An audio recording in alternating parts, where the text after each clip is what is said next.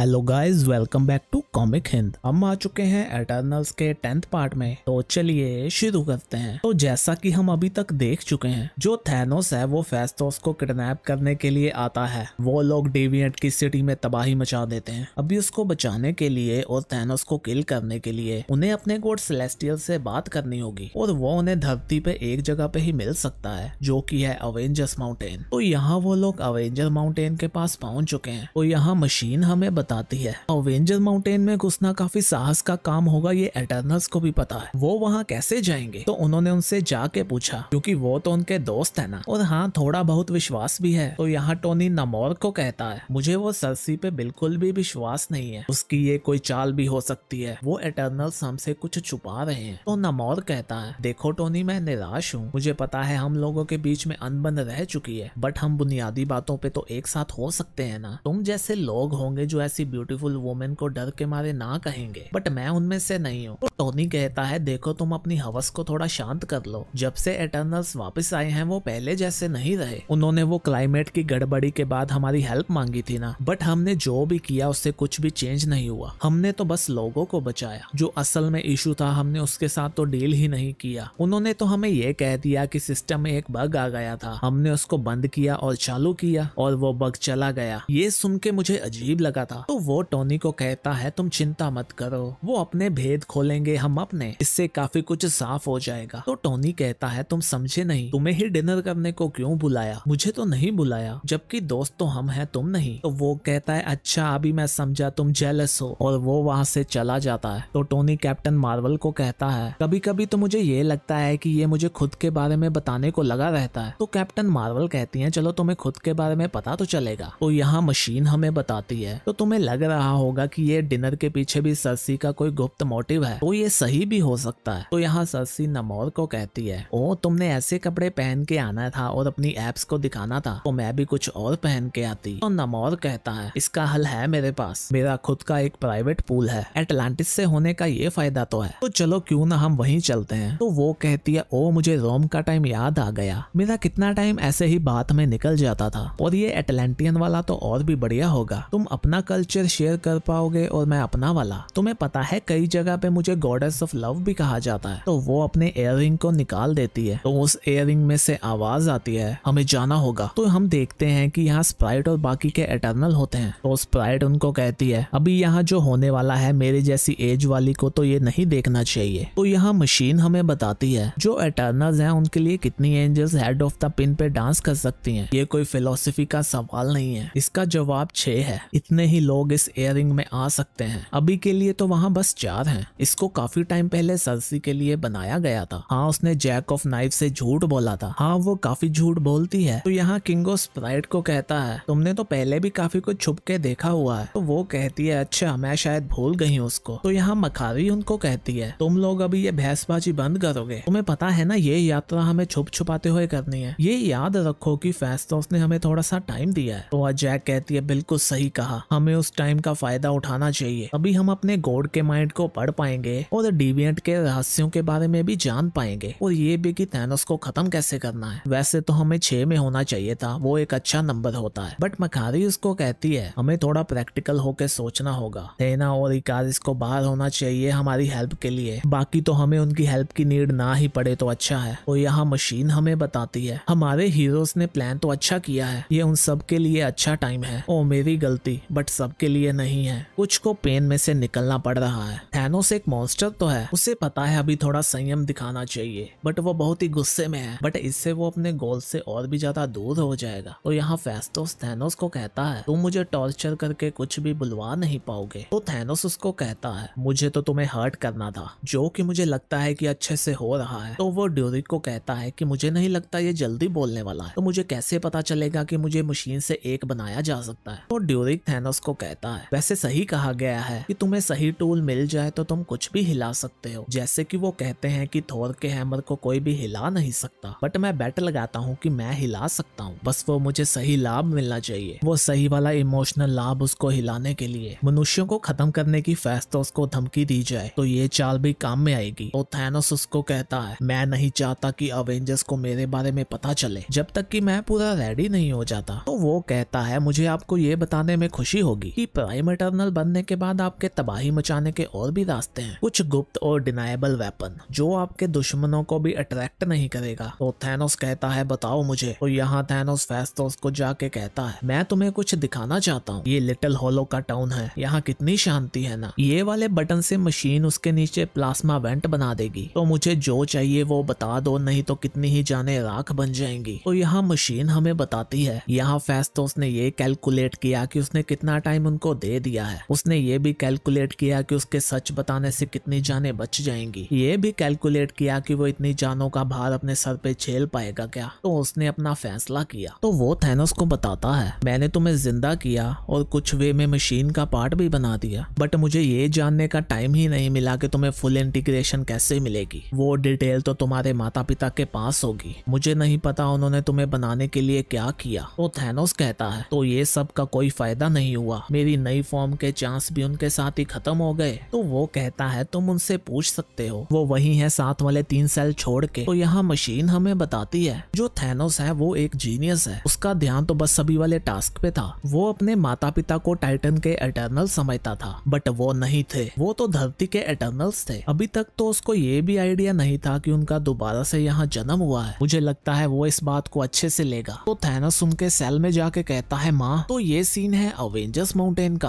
अभी मैं तुम्हें वो दिखाने वाली हूँ जो मनुष्यों की आंखों से नहीं देखा जा सकता, कि कैसे एटर्नल माइक्रो स्केल के लेवल पे मूव होते हैं। तो यहाँ वो छुपते हुए जाते हैं तो स्प्राइट उनको कहती है ये जगह तो देखो कितनी अच्छी है। तो यहाँ अजैक कहती है ऐसे घुसने के लिए हमें माफी दे देना। तो मखारी उसको कहती है यहाँ गॉड नहीं है, ये उनकी लाश है। तो वो कहती है नहीं, हमें अपने लिए माफी मांगनी चाहिए, तुम गलत हो। ये यहाँ पे लाइन पिक हो रही है, मुझे हल्की सी सोल की शेप देखने को मिल रही है, हमें मूव होना चाहिए। हमारी शांति वाली यात्रा शुरू होती है, हमें उन जीवों का सामना भी करना होगा जिनको अवेंजर्स कहते हैं। तो यहाँ अभी के अवेंजर्स हैं Thor, Captain America, Iron Man, Black Panther, Captain Marvel, Phoenix, Star Brand, Namor. तो यहाँ मशीन हमें बताती है जो एटर्नल्स हैं वो अवेंजर्स को तब से जानते हैं जब से वो प्लेनेट पे हैं। उनके लिए भी इनका मतलब सभी के जैसे अलग है। जैसे कि मनुष्य उन्हें धरती के माइटिएस्ट हीरो कहते हैं, जैसे कि एटर्नल्स के लिए वो ये वर्ल्ड को शेयर करते हैं, इतने ताकतवर हैं कि उनके लिए प्रॉब्लम भी बन सकते हैं, उनके खिलाफ खड़े होने के लिए ऑर्गेनाइज भी हैं। इसका मतलब ये भी है कि अगर उनको इनकी बातें अच्छी नहीं लगती तो इनके खिलाफ भी हो सकते हैं। मिलियन सालों पहले अजैक को इन्हीं ग्रुप को जज करने के लिए भेजा गया था, उसने इनको खत्म करने से बख्श दिया,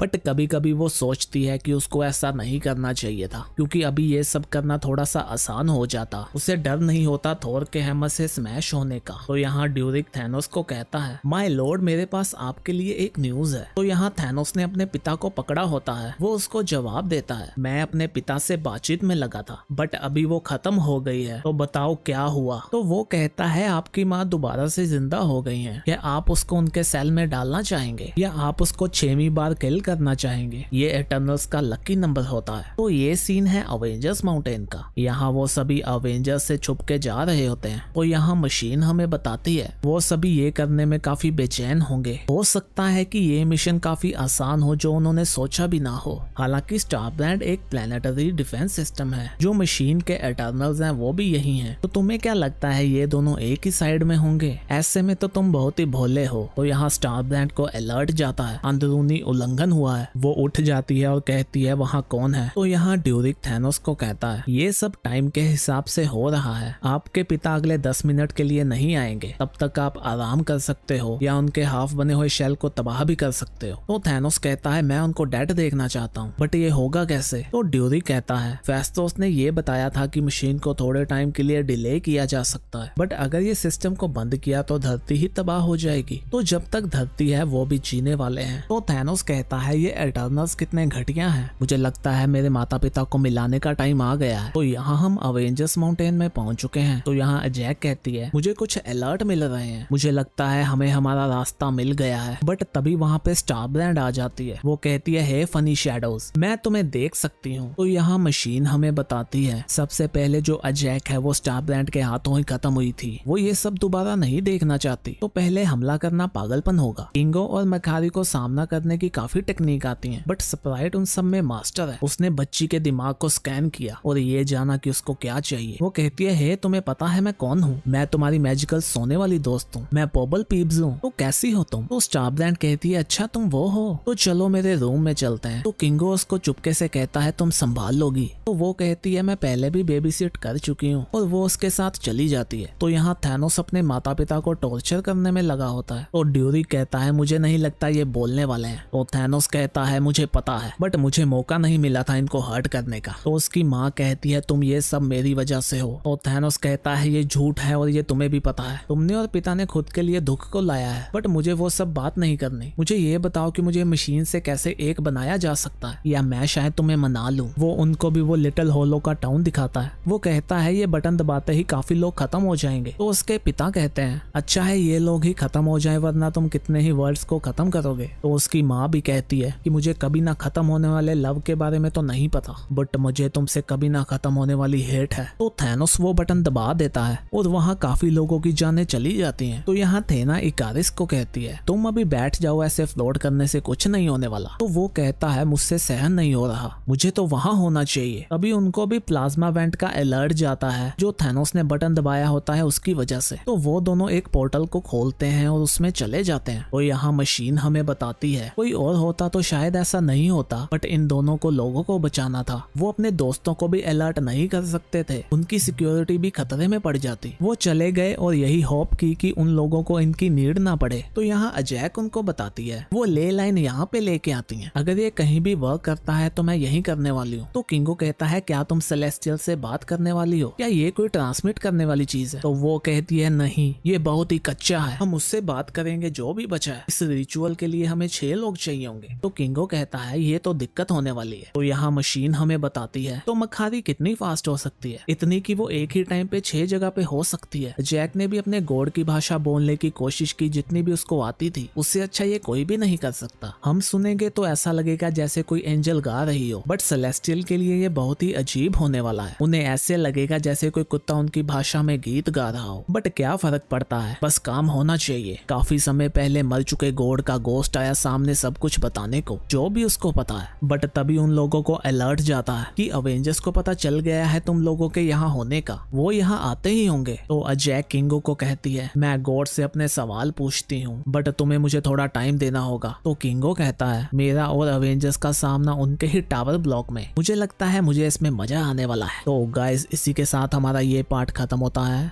हम भी मिलते हैं नेक्स्ट वीडियो में, तब तक के लिए बाय बाय।